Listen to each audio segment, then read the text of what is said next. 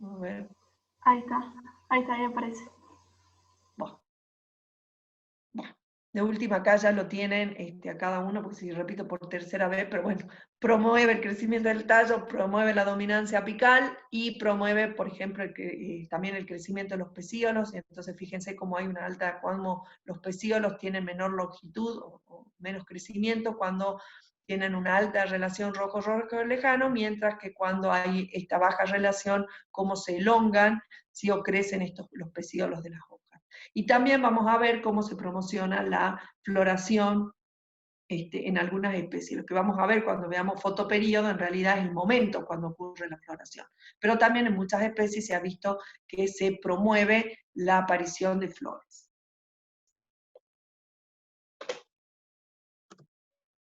Y ahora estamos en un aprieto porque no se va esto, no corre. Hola. Uy.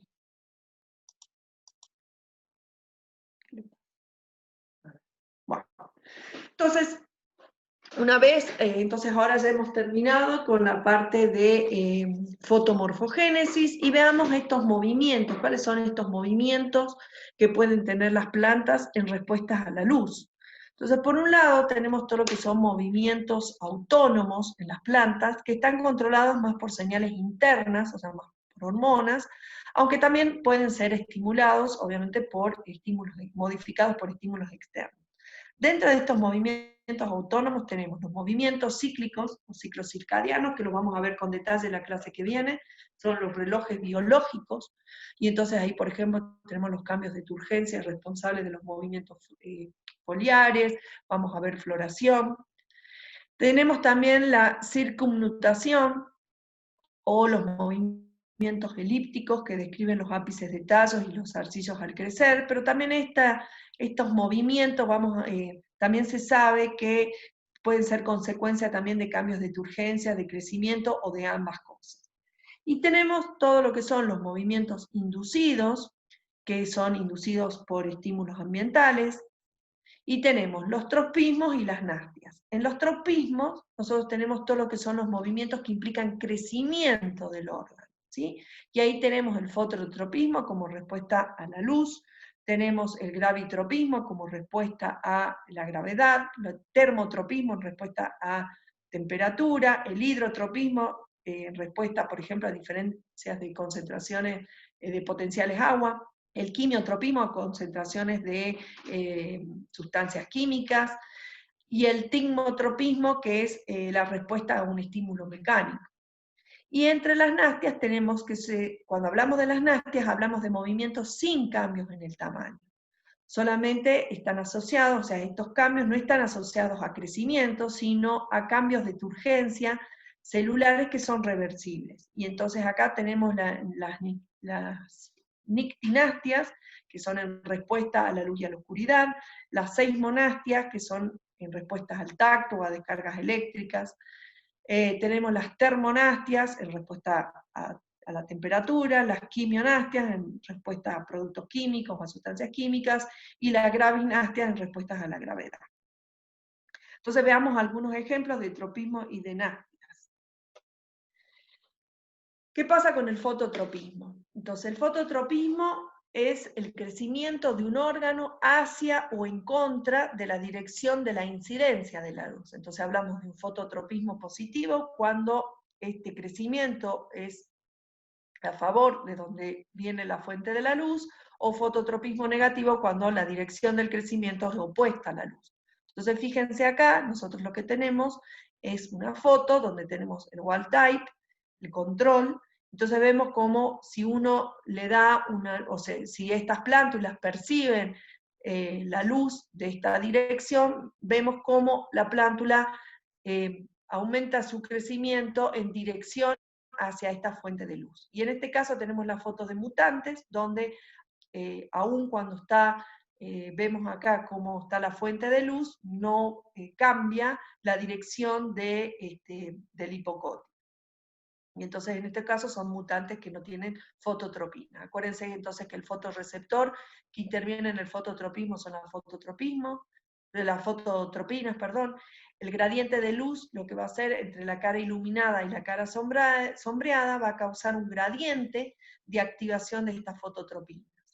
Esto va a causar un gradiente de auxinas, ¿sí? Menor concentración va a haber en las caras iluminadas, y lo que va a ocurrir es que va a haber un aumento de auxinas en la cara opuesta a donde está la dirección de donde viene el estímulo, y entonces va a producir un aumento de crecimiento en esta porción, en la opuesta, y va a hacer que la plántula se curve, el hipocótilo se curve en dirección a donde viene la fuente de luz.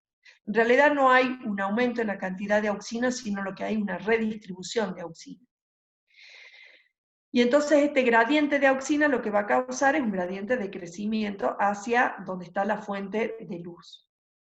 Bueno, en el tallo, que tiene un fototropismo positivo, va a crecer más la cara sombreada, y entonces el tallo lo que va a hacer, como dijimos, es curvarse hacia la luz, mientras que en la raíz, que tiene un fototropismo negativo, va a crecer más la cara iluminada y la raíz se va a curvar en contra de la dirección de la incidencia de la luz.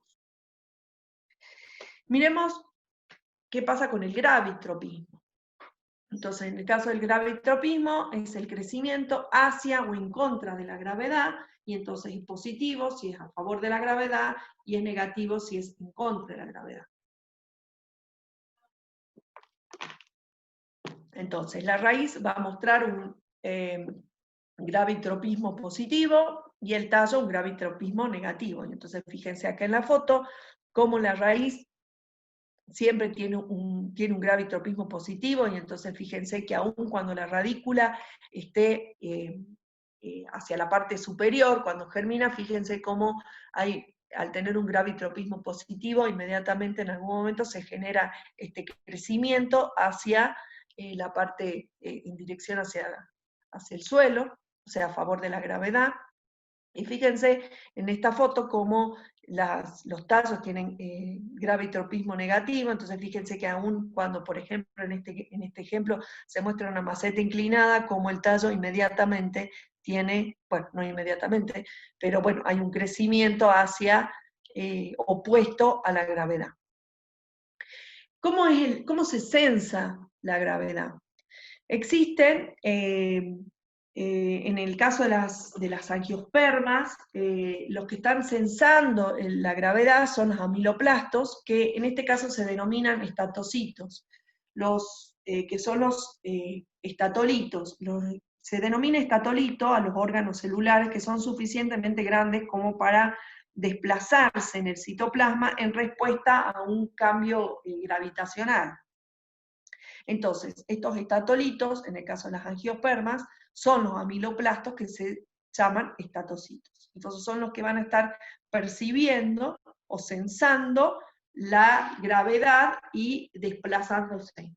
También lo que se sabe es que la concentración de calcio va a actuar también sobre el transporte de las auxinas, que van a determinar el crecimiento. Entonces, o en el caso de la raíz en realidad lo van a inhibir. Entonces, ¿qué es lo que pasa? Cuando la raíz pierde, fíjense, acá tenemos un esquema de una raíz, acá nos indica hacia dónde está la gravedad, y entonces, cuando la raíz pierde la posición vertical, se activan sensores de la dirección de la gravedad que van a causar una reorientación de los pin. Acuérdense que los pin son los transportadores de auxinas, que se encuentran en el extremo de la raíz. Fíjense que hay determinados pin, o sea, de estos transportadores de auxinas, y entonces, como consecuencia de esto, las auxinas, fíjense, van a ascender, ¿sí? Las auxinas llegan al ápice de la raíz, y entonces fíjense cómo, como consecuencia de que ya no están que esté en forma horizontal, las auxinas van a ascender de modo más abundante por la cara de la raíz que quedó hacia abajo, fíjense acá, está indicado con las flechas, y asciende menos por la cara que queda hacia arriba, ¿sí? Como las auxinas van a inhibir el crecimiento de las células de la raíz, la cara inferior va a crecer menos que la superior, y entonces la raíz se va a doblar, es decir, todas las células que están acá van a elongarse, ¿sí? Va a haber una elongación celular, va a haber un crecimiento, y entonces la raíz lo que va a hacer es dirigirse hacia, se va a doblar y va a crecer hacia abajo. Bueno, y acá simplemente nos indica que la distribución de las auxinas está indicada en verde y la polaridad de los transportadores PIN está indicada por la dirección de cada una de estas flechitas. Veamos otro tipo de movimientos. Decíamos que había otros movimientos que no involucraban el crecimiento, que simplemente estaban asociados a cambios en la turgencia de las células. Y entonces veamos el ejemplo de los movimientos nictinásticos, que están relacionados con cambios en la transición de la luz a la oscuridad. Entonces muchas leguminosas lo que tienen son la presencia de pulvínulos, que son pequeños organelos que están en las bases de las hojas, que van a cambiar de forma y de tamaño en respuesta a estos cambios de luz y oscuridad. Entonces las células, fíjense acá tenemos un esquema, acá es cuando los foliolos están abiertos, y acá es cuando están cerrados. Entonces tenemos, por un lado, tenemos células que se llaman extensoras y células flexoras. Entonces, las células motoras extensoras van a incrementar su tamaño gracias a un aumento de turgencia durante la abertura. Entonces, fíjense cuando está abierta, o sea, cuando la hoja está abierta o los folíolos están abiertos, estos pulvínulos van a tener, en las células extensoras van a estar turgentes. Mientras que las células flexoras, que están situadas en la cara opuesta del pulvínulo, son las que van a aumentar su turgencia cuando se cierra. Dijimos que esta apertura o cierre va a estar vinculada a lo que es la transición entre la luz y la oscuridad. Hay muchas flores también que están abiertas durante el día y se cierran durante la noche y están asociadas a este tipo de movimientos. ¿Cómo ocurre este cambio de turgencia? Bueno, como ya lo habíamos visto, cuando vimos, por ejemplo, apertura y cierre de estómago, este cambio de turgencia está asociado a migraciones de potasio, ¿sí? Y también compensado por cloro, por malato y por otros aniones, y entonces el potasio apoplástico entra a las células extensoras, ¿sí? Debido a que hay una hiperpolarización del plasmalema, debido al incremento de las cargas negativas en la cara citoplasmática, y entonces por acción de una ATPasa que bombea protones al exterior, ¿sí? Entonces de esa manera, al ingresar solutos a las células extensoras, aumenta el potencial osmótico, es decir, se vuelve más negativo, y esto ¿qué es lo que genera? Una diferencia de potencial agua que va a hacer que el agua ingrese a la célula y por lo tanto estén turgentes o abiertas. Cuando se van a cerrar, lo que ocurre es lo contrario, o sea, la pérdida de turgencia se va a relacionar con la inactivación de la bomba de la ATPasa, de la bomba de protones, que va a desencadenar esta despolarización del plasmalema y la apertura de los canales potasio y la salida de este ion del apoplasta. Entonces, nuevamente, al salir los solutos de las células extensoras, lo que va a ocurrir es que se va a aumentar el potencial osmótico, va a hacerse más negativo en las células flexoras, y entonces el agua va a ir hacia estas células, y entonces las células flexoras son las que van a estar turgentes, mientras que las células extensoras son las que van a estar flácidas, y entonces hay un cierre de los folíolos o de las hojas. Bueno, veamos qué pasa con la dominancia apical. Entonces, la dominancia apical es el proceso mediante el cual el ápice inhibe el crecimiento de las yemas laterales, o sea, hay un crecimiento hacia arriba, ¿sí? Dominado por las yemas apicales. Si uno remueve las yemas apicales, las yemas laterales se van a liberar y van a empezar a crecer, y entonces uno va a ver un desarrollo de ramificación. Con frecuencia lo que ocurre es que el ápice se transforma, que una de estas yemas axilares se va a transformar en dominante y va a inhibir a las demás. ¿Quién participa en la dominancia apical? Las auxinas. Entonces fíjense en esta foto, lo que tenemos en la figura es como, acá tenemos una foto donde hay una dominancia apical, si hay un crecimiento longitudinal hacia arriba.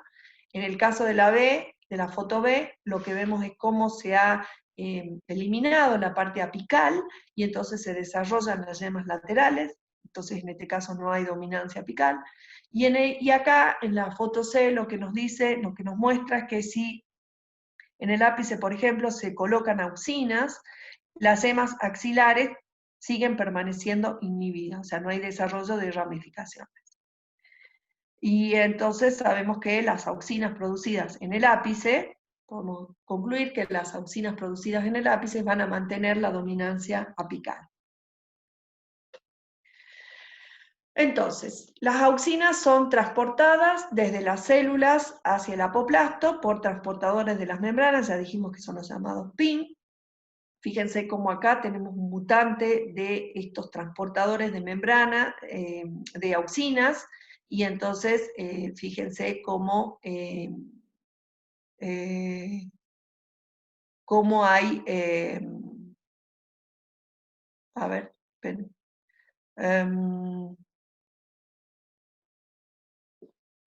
en realidad el mutante debería ser este y este debería ser la planta control. Bueno, después lo miro bien.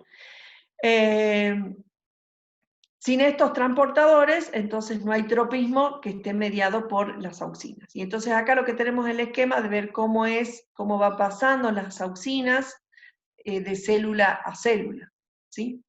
Entonces las auxinas se sintetizan en el ápice y van a viajar hacia abajo, y si lo hacen de forma lateral se estimula el crecimiento de forma asimétrica, y esto va a producir, por ejemplo, la curvatura del tallo, y esto es lo que recién habíamos visto en el caso del fototropismo. ¿Sí? Fíjense, acá tenemos una gramínea, como tenemos el coleoptile, y entonces ya Darwin, fíjense, en 1880, en lo que observó es como si venía la señal de la luz, cómo estos coleoptiles se crecían, se desplazaban, o sea, se movían hacia donde estaba la luz, pero si eliminaban la parte del coleoptile, no respondían, ¿sí? El ápice de los coleoptiles no respondían a la luz, o si se tapaba el ápice tampoco respondían a la luz. Y bueno, después posteriormente se vio cómo en realidad quienes estaban interviniendo eran las auxinas que estaban producidas o sintetizadas en el ápice. Entonces, si tenemos en cuenta nuevamente nuestra relación del rojo y del rojo lejano, que decíamos cómo con bajas relaciones de rojo lejano se aumentaba la dominancia apical, entonces tenemos que estas bajas relaciones de rojo lejano van a reducir, ¿sí?, la proporción del fitocromo B, que se encuentra como PFR, y de este modo se va a promover el crecimiento y se refuerza la dominancia apical. Acuérdense, cuando tenemos una baja relación rojo lejano, y tenemos más, es decir, tenemos más rojo lejano, va a estar el fitocromo más en su forma de PR, y entonces esto va a aumentar la síntesis de auxina y a aumentar o favorecer el crecimiento del tallo y la dominancia apical. Mientras que si tenemos mayor relación rojo lejano, es decir, hay más rojo, va a haber el fitocromo va a estar en su forma de PFR, y esto va a inhibir el crecimiento del tallo y la dominancia apical, que es lo que vemos cuando ocurre la desetiolación. Entonces, en parte estos efectos se deben a que el fitocromo B va a mantener inhibida la síntesis de auxina, que se libera cuando la relación rojo lejanos y los niveles de PFR son bajos.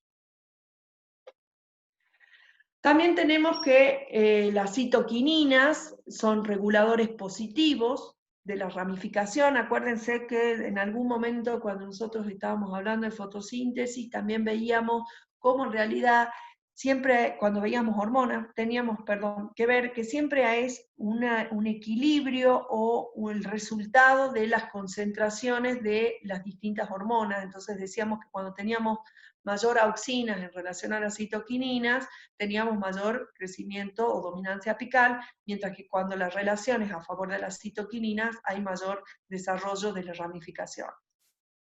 Las citoquininas, después si se acuerdan, si repasan, estaban regulando el ciclo celular, se acuerdan a través de la actividad de las quinasas dependientes de, ¿cómo se llamaba? Bueno, la CDK, y en los meristemas de la parte aérea, pero lo van a inhibir a nivel de la raíz. También tenemos otras hormonas, como son la estrigolactona, que va a inhibir las ramificaciones, ¿sí? Entonces, fíjense que acá tenemos una foto de plantas de arroz, de genotipo salvaje, acá tenemos el wild type, y tenemos un mutante deficiente de estrigolactona, y entonces fíjense cómo al estar deficiente de esta hormona hay un mayor desarrollo de ramificación. Y en este caso también tenemos que, bueno, también, además de las señales hormonales, como siempre hay un nivel, a nivel de la planta entera, hay controles de la ramificación a nivel de la yema individual, y entonces hay un gen, el teosinte, que actúa a nivel de las yemas axilares, inhibiendo la ramificación. Por ejemplo, el maíz es donde se ha visto la expresión de este gen. Y entonces acá tenemos una foto donde tenemos el genotipo salvaje, fíjense donde hay dominancia apical, y en el caso del mutante de este gen, cómo hay un desarrollo de la ramificación.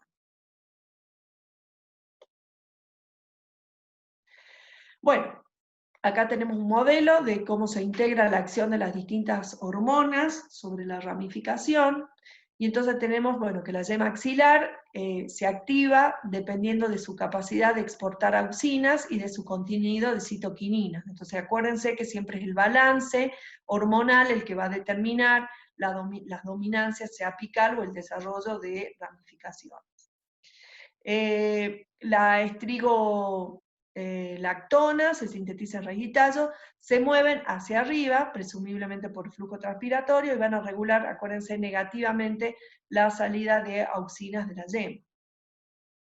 Las auxinas, sintetizadas en las hojas jóvenes del ápice, se mueven hacia abajo por transporte polar y regulan negativamente la síntesis de citoquininas y positivamente la síntesis de estrigolactona.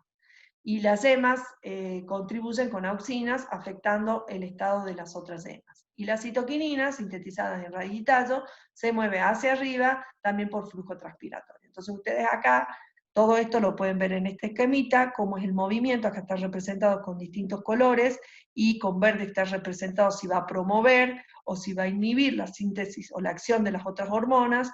Y entonces fíjense acá cómo tenemos la citoquinina, esta es una yema lateral, y entonces fíjense cómo dijimos que las citoquininas van a estimular el desarrollo de ramificaciones, mientras que las auxinas no, y la estrigolactona tampoco. O sea, la estrigolactona y las auxinas operan en el mismo sentido, es decir, en inhibir el desarrollo de la ramificación. Bueno, ¿qué pasa con el desarrollo de la raíz? Entonces, la arquitectura de la raíz va a depender siempre de la disponibilidad de nutrientes. Entonces, fíjense que acá tenemos un esquema acá es el desarrollo de una raíz con los nutrientes suficientes. Fíjense cómo cuando hay un alto nitrógeno general, o sea, disponible generalmente, hay una baja ramificación, como cuando hay un alto contenido de nitrógeno localizado, aumenta la ramificación, pero a nivel local.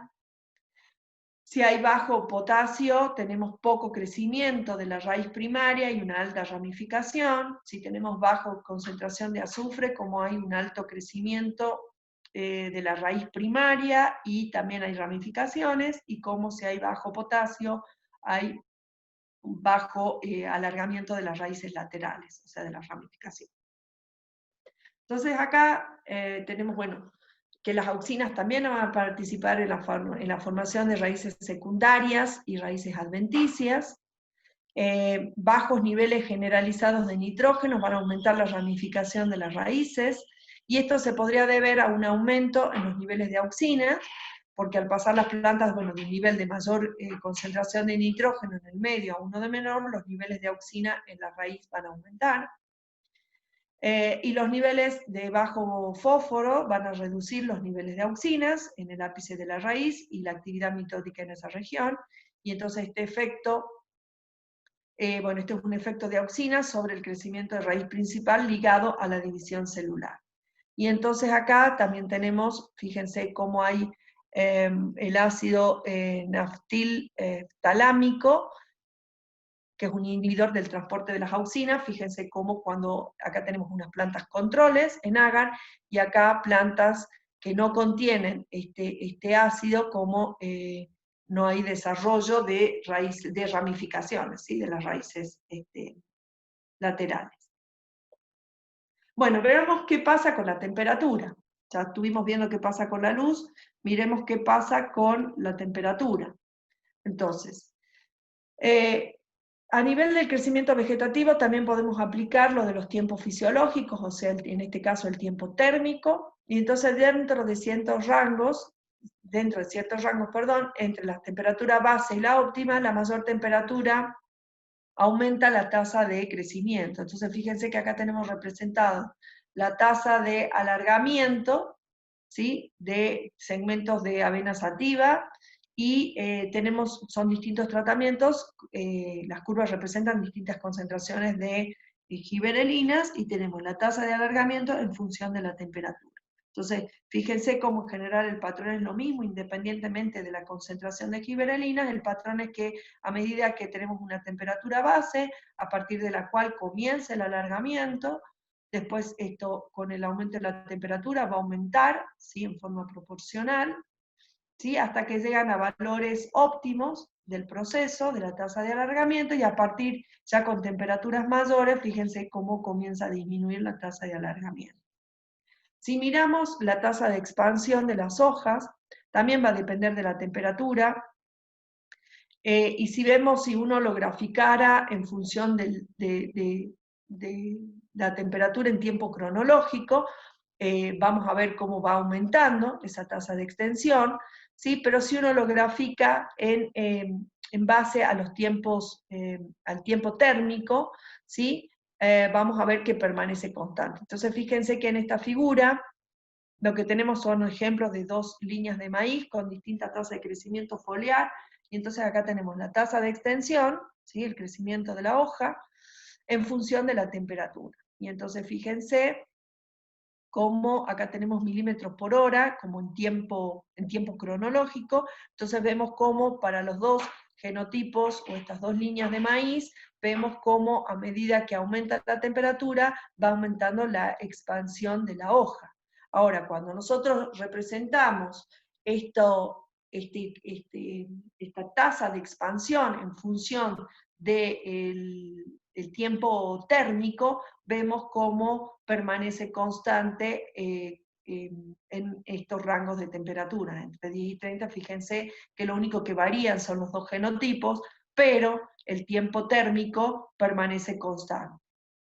Entonces eso era lo que veíamos, cuánto era la importancia, que nos permitían explicar estos tiempos fisiológicos, pensando en un proceso fisiológico, y no solo teniendo en cuenta lo que es el tiempo cronológico, ¿sí? Bueno, entonces, ¿qué es lo que sabemos? Que podemos encontrar órganos que son, por ejemplo, más grandes si la temperatura es mayor y no supera la óptima. O sea, que entre la temperatura base, recién decíamos, y la temperatura óptima, uno puede encontrar un mayor, órganos de mayor tamaño. Entonces, fíjense acá, como en este ejemplo, tenemos plantas más grandes, ¿sí? A medida que aumenta la temperatura.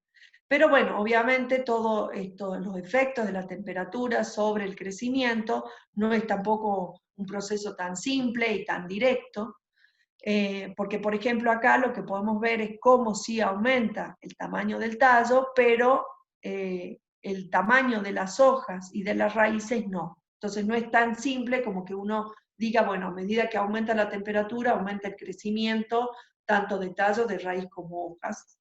No es así. O sea, la temperatura, esta relación que nosotros veíamos lineal entre la temperatura y el crecimiento, es relativo a cuál es el órgano que estamos analizando.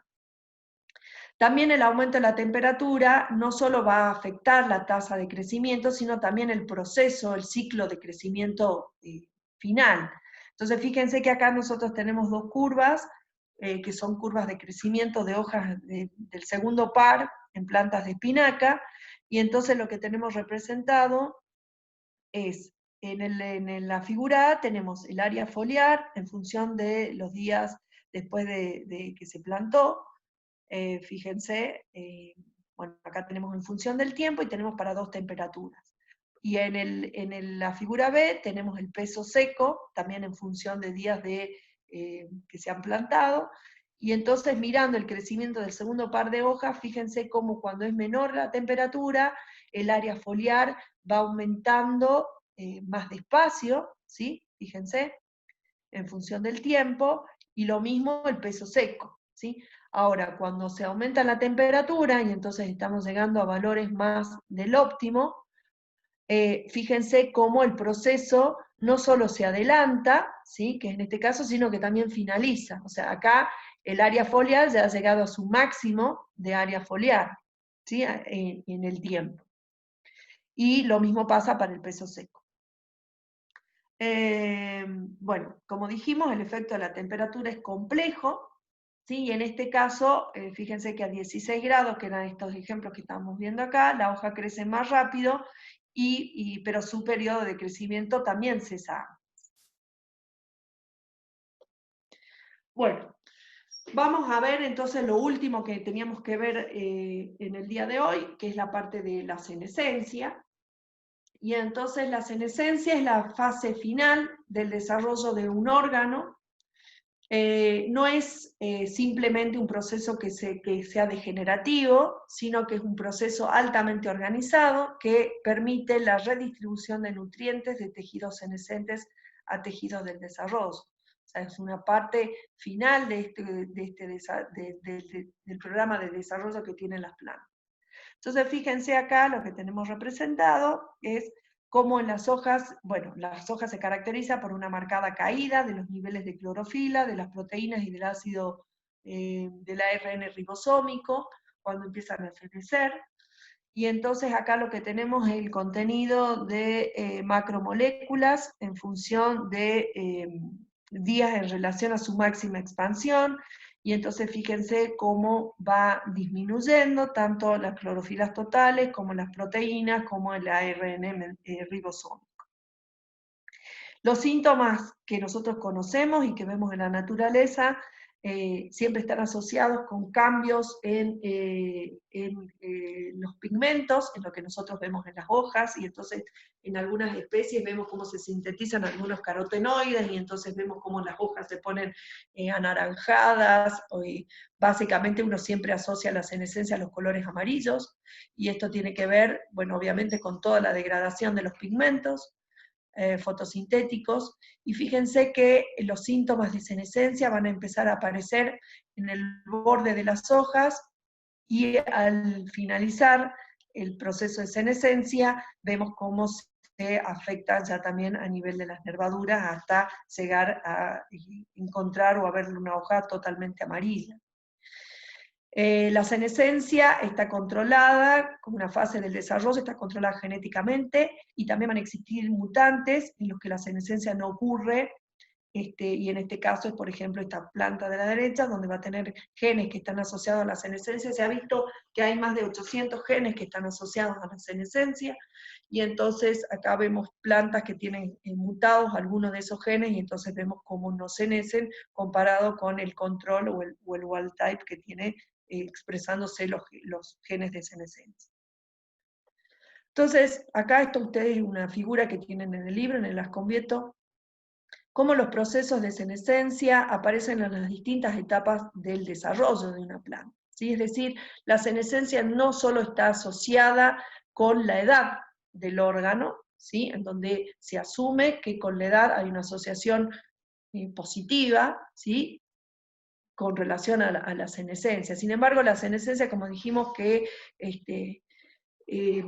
puede aparecer, es una etapa final del desarrollo, va a aparecer en distintos estadios del desarrollo. Entonces vemos cómo en plántula, una vez que las plántulas ya aparecen, por ejemplo, el primer par de hojas verdaderos, cómo hay senescencia de esos cotiledones, cómo a nivel Hay senescencia en la diferenciación de las traqueidas y de los tubos cribosos, hay senescencia de los pelos radicales y de las células apicales radiculares. Cuando ya está en estado vegetativo, o sea, o en estado, por ejemplo, ya juvenil o de adulto, también vemos cómo hay senescencia en la diferenciación en los recambios celulares, cómo hay senescencia foliar, cómo hay senescencia en el desarrollo de espinas y de púas, en el proceso de, bueno, vamos a ver ahora de abscisión, cuando hay floración y fructificación, también como hay senescencia de las partes florales, o sea, una vez que ya ocurrió la polinización, hay senescencia de esas partes florales que después terminan cayendo cuando se forma el fruto. Y bueno, también en muchas plantas, vamos a ver por ejemplo en las plantas anuales, que una vez que ocurre la floración, las plantas anuales mueren al terminar eh, su ciclo, y entonces también está asociado a todos procesos de senescencia. Y en la fructificación también, bueno, esto que recién les decía, en las plantas que son monocárpicas, que, o sea, que mueren al año, o sea, que tienen un ciclo de vida anual, como una vez que ya empieza todo el proceso de floración y fructificación, el resto de los órganos, recién decíamos que la senescencia está asociado con esta redistribución de fotosintatos hacia órganos que se están desarrollando. Y entonces toda esa redistribución y esa realocación está asociada a la senescencia. En el caso de las especies monocárpicas, posteriormente va a morir la planta entera. Bueno, también tenemos entonces para este tipo de especies senescencia de tallos, la dehiscencia después para la caída de los frutos, tiene que haber senescencia y caída de esos frutos. Y después vamos a ver, por ejemplo, cómo la senescencia, en el caso de los frutos, si no, fíjense qué pasa con los frutos que ustedes tienen en su casa, cómo empiezan a senecer. Bueno, entonces durante la senescencia va a ocurrir lo que se conoce como la muerte celular programada. Y también es un programa genético cuyo último paso es la muerte de las células. Entonces las células de las hojas, por ejemplo, senescentes, se encuentran en el programa de muerte celular programada, van a desarrollar lo que se conoce el proceso de autofagia. Durante este proceso, o sea, durante la autofagia, porciones del citoplasma, incluyendo todas las organelas que se encuentran ahí, van a quedar encerradas por una doble membrana formando los autofagosomas. ¿Sí? Fíjense, acá lo tenemos representados, y estos autofagosomas van a ir hacia la vacuola, bueno, que se va formando, donde se van a ir degradando todos estos contenidos. Y esto permite entonces desmantelar las estructuras y usar todos estos materiales en otros órganos. Entonces después va a haber una exportación vía floema hacia los otros órganos que están en desarrollo o en crecimiento. Acá este también es un esquema que lo tienen en el libro, en el Asconvieto, cómo muestra lugares y órganos de las plantas vasculares en donde hay muerte celular programada. Y entonces fíjense, si nosotros partiéramos de, bueno, acá tenemos la planta entera, y entonces fíjense cómo a nivel de las raíces hay muerte celular a nivel de la cofia o de Odracaliptra, a nivel del tallo en el xilema, como hay muerte en el xilema, ¿sí? De los elementos traqueales, acuérdense que son células muertas, a nivel de las hojas, como esto lo vamos a ver en la última clase, como cuando veamos estreses, como hay resistencias a patógenos, y entonces lo que ocurre es cuando hay el ataque de un patógeno, todas esas células donde ocurrió el ataque, hay una muerte celular de todas esas células, y entonces de esa manera evitan que por floema se difunda o el patógeno se propague por toda la planta. También hay muerte celular a nivel de los tricomas. Cuando vemos en los frutos y semillas, por ejemplo, si recordamos todo lo que era la embriogénesis, inicialmente todo el crecimiento del embrión estaba sostenido por el suspensor, que era de origen materno, que era el que iba a estar alimentando o dando todas las sustancias necesarias para el crecimiento de ese embrión, y una vez que termina la embriogénesis de ese embrión, ese suspensor, perdón, va a dejar de ser funcional, y entonces va a pasar por un programa de muerte celular programada.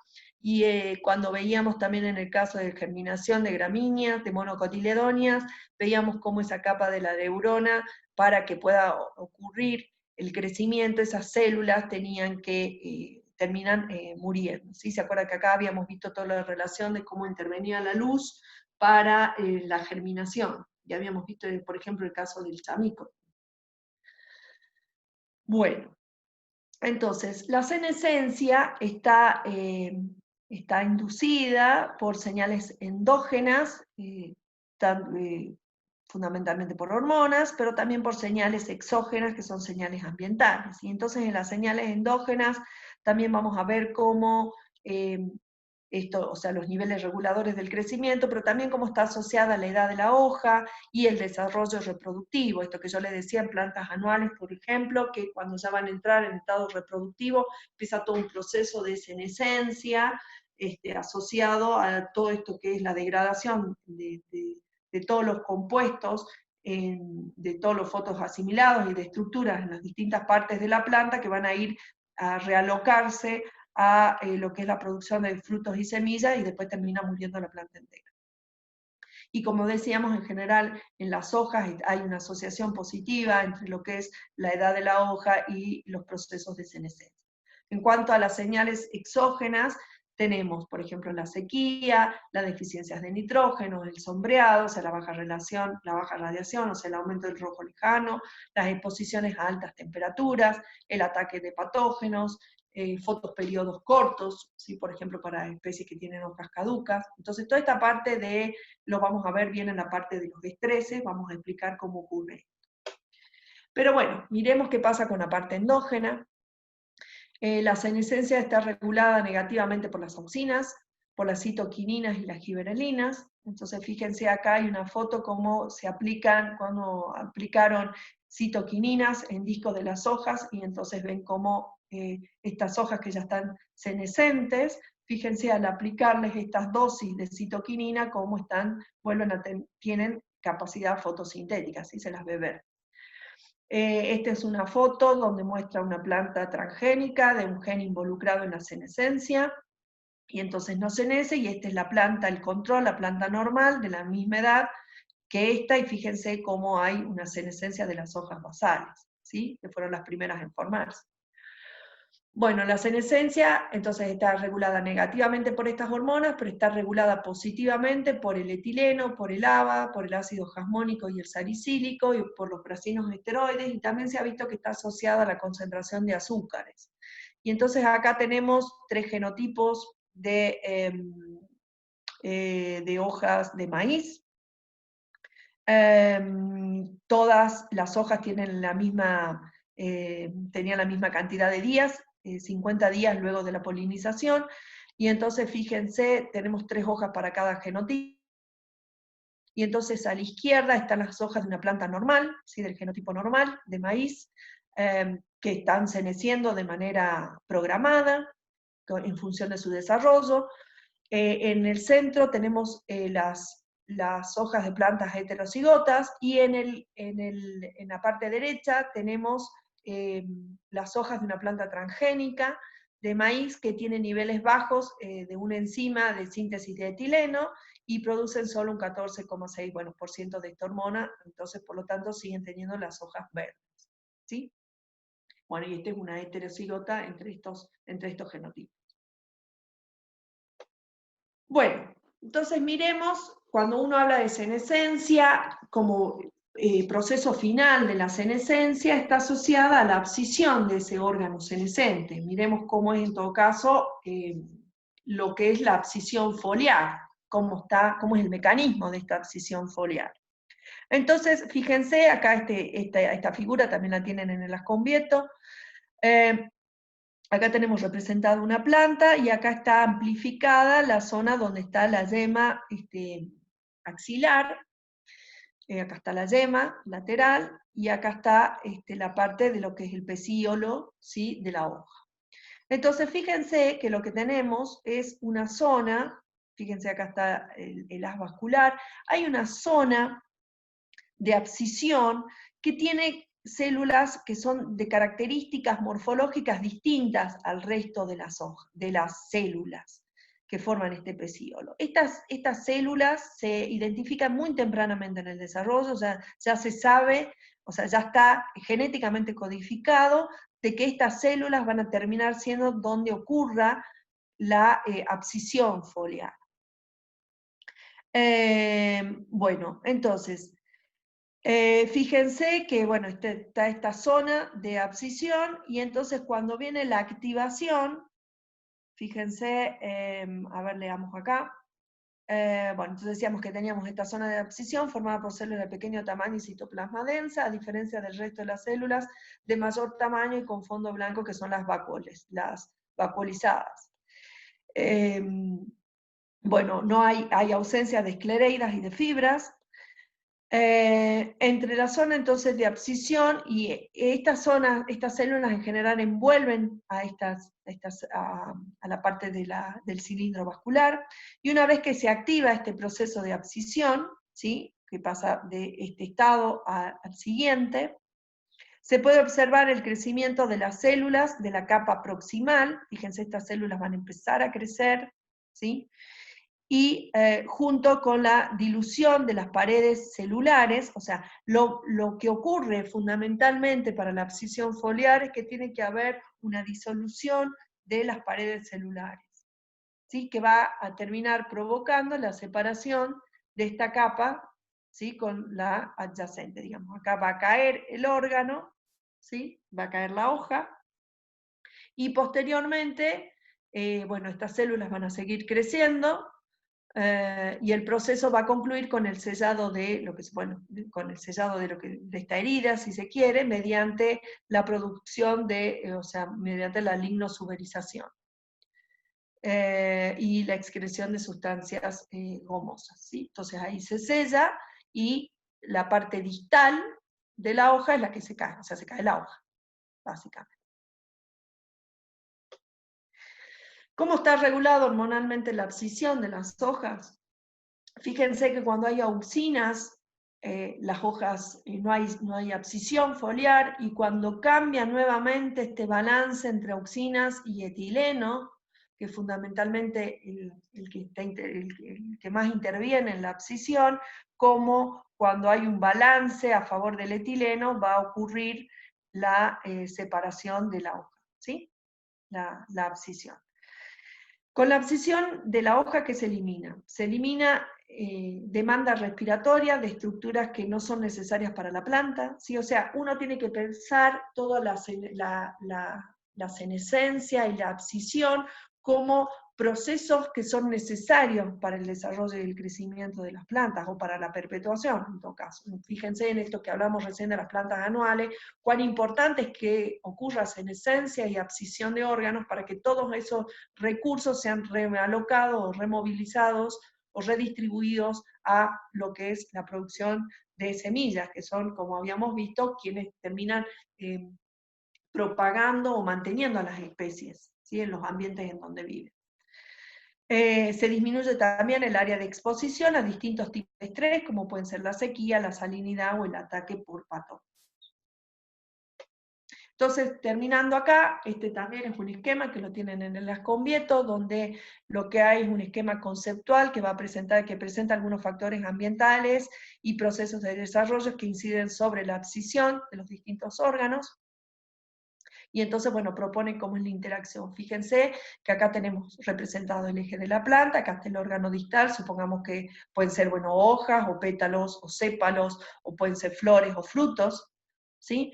Como acá tenemos la región donde va a actuar la abscisión, donde va a ocurrir la abscisión de las hojas, o del órgano que estemos considerando, y entonces fíjense cómo con la edad y con el estrés hídrico va a aumentar esta abscisión, y cómo va a disminuir con relación al estado de desarrollo, ¿sí? O sea, en plantas jóvenes o en hojas jóvenes va a disminuir, y también cuando hay la presencia de calcio también va a disminuir.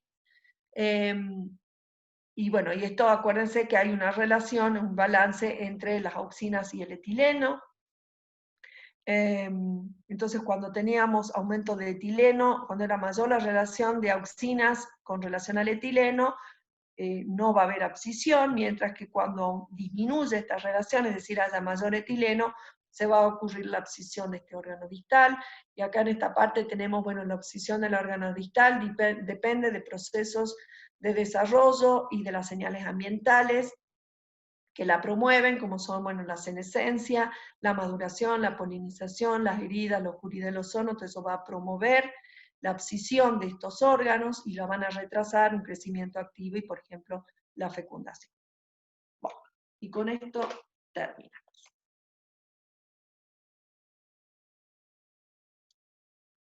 Listo. ¿Preguntas? Una recomendación que les quiero hacer es, recuerden cuando vimos toda la parte de hormonas, que yo les decía que se hagan un cuadrito, a veces uno se va confundiendo con las hormonas, y entonces nuevamente cada vez que vayan viendo cada proceso, vayan completando ese cuadro que yo les recomendaba que fueran haciendo de las hormonas, y entonces vayan completando cómo actúa cada una, en qué órganos actúa, cómo tiene que ser ese balance para que se desencadenen determinadas reacciones. Acuérdense de ese balance, por ejemplo, entre auxina y etileno, entre auxinas y citoquininas, y entonces según ese balance van a poder resolver o saber qué es lo que se está favoreciendo o inhibiendo. Entonces es recomendable porque a veces uno va nombrando y nombra un montón de hormonas, y entonces uno se termina perdiendo qué es lo que está haciendo una y dónde actúa cada una en distintos órganos, ¿sí? Entonces, recomendación es que vayan completando, o si no lo hicieron, lo hagan, a su cuadro de hormonas, pongan cada una de las hormonas y pongan cuál es la función de cada una de ellas y dónde van a actuar y en el balance con otras hormonas cuál es el proceso que van a ver, que vamos a observar. ¿Preguntas de esto?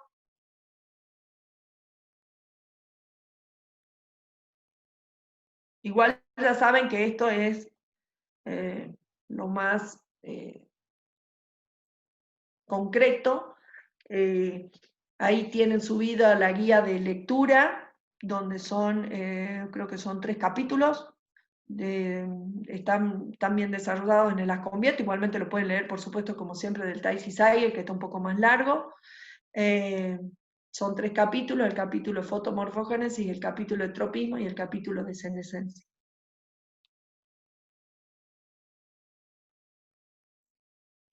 Todos mudos.